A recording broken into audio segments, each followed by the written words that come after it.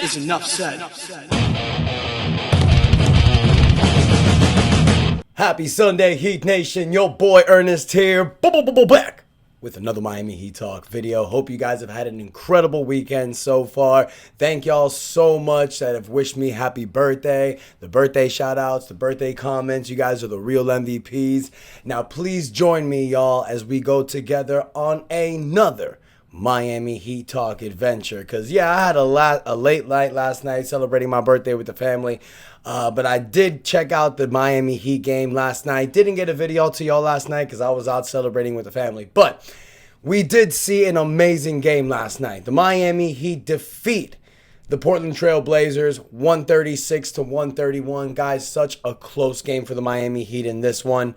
But I gotta say, it is really impressive when you look at this Miami Heat team, this 2025-26 Miami Heat team, and you see the final game scores. These type of points, you guys, the Miami Heat would score maybe a few times in a regular season, and they're doing it on a consistent basis.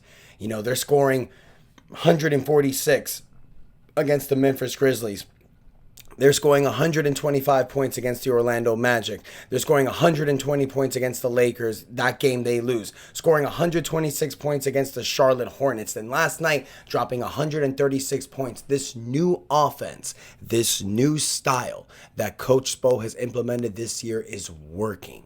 And it is really looking good with this roster, you guys. And I know this is something that Spo has been trying to implement for years, but it's difficult when you had guys like Jimmy Butler, Kevin Love, PJ Tucker, Kyle Lowry to implement this type of offense. Now you have a bunch of young players, a bunch of run and gun players, and that's what this team needs to stick on doing. And the first 10 games of the season, that's what we've seen. And in the first 10 games of the season, you guys, you look at this Miami Heat team, 6-4. That's a great start. That's a great start for a lot of people who thought that we were going to be trashed this season.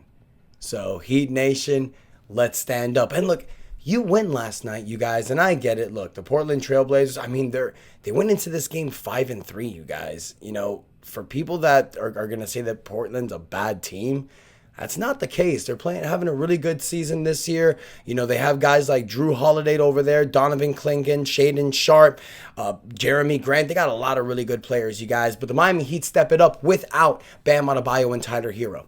You're led by Nikola Jovic. Nikola Jovic leads this Miami Heat team last night. A career high 29 points, 10 for 16 for the field, 9 assists, 7 rebounds, 2 steals, even gets you a block shot. I know Nikola was starting a little sluggish in the beginning of the season, and I know I was saying it may be some cause for concern, but for those of you that don't remember, I also said give it some time. Nico just needs to find his place in this system. And last night, he showed what he can do when given the opportunity, you guys. 29 points is an incredible showing, but he's not alone, you guys. This Miami Heat team played a 9-man rotation last night, and almost everybody scored in double figures. You have a 14-point, 12 rebounds, 7 assist game for Jaime Jaquez, continuing his 6th Man of the Year Most Improved Player campaign. You get 13 points, 6 assists, 5 rebounds, and 4 steals from Drew Smith, just filling up the stat sheets. Simone Fontecchio doesn't have a great game, but in 18 minutes, he gives you 7 points, 2 for 4 from 3. An incredible 3-point shot where he hits the corner 3 in the 4th quarter. Unbelievable play. You get 11 points and 7 assists from Davion Mitchell. Kel'el Ware, 9 points, 12 rebounds, 3 blocks. Yes, block those shots, boys. You get 15 points from Andrew Wiggins. Only 2 points in the second half, but a big one.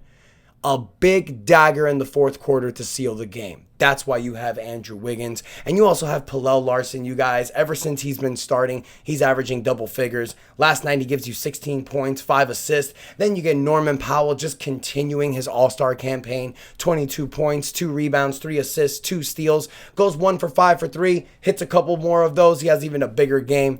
I am very impressed with this Miami Heat team, you guys. I know I've been saying this all season, but good Lord, Heat fans, we need to just enjoy the moment and embrace this incredible play that we're having from this team. Because this team does not have Bam Adebayo, and we're still waiting to get Tyler Hero back. Tyler Hero is probably going to come back in the next week or two.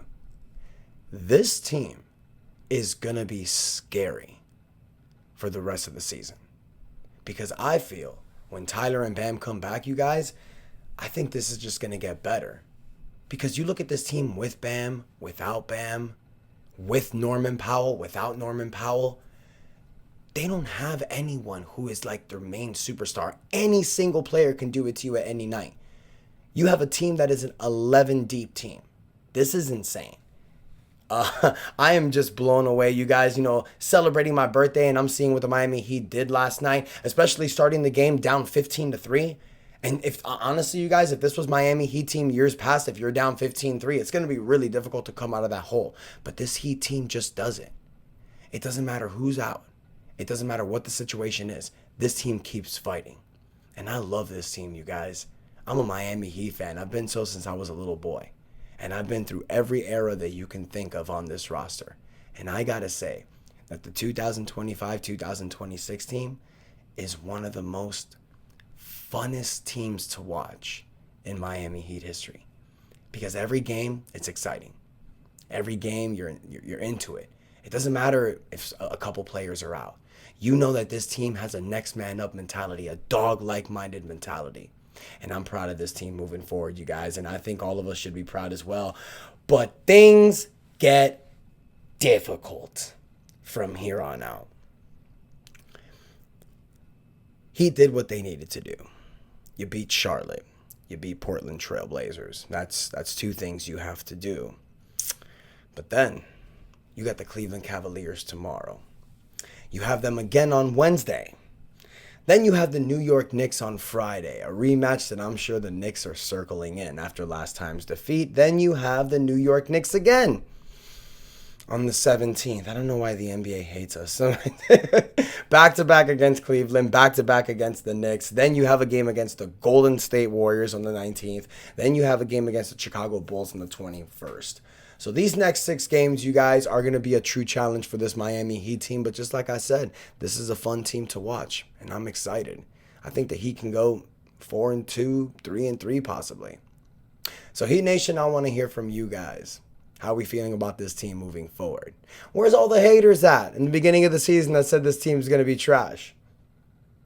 That aged well. But hey, still early in the season, still a lot of time to tell. Let's not get overly cocky. Let's not get conceited. Let's just enjoy the moment, live every day, be in the present, and just enjoy this magical run we're having, guys. Let me know what you guys think in the comments. How do you think the offense is going to look like when Bam and Tyler get back? Don't forget to like the video, you guys. Smash that subscribe button. Let's join the squad because we almost pushed into 7,000 subscribers. And until next time, your boy Ernest out, and that is enough said.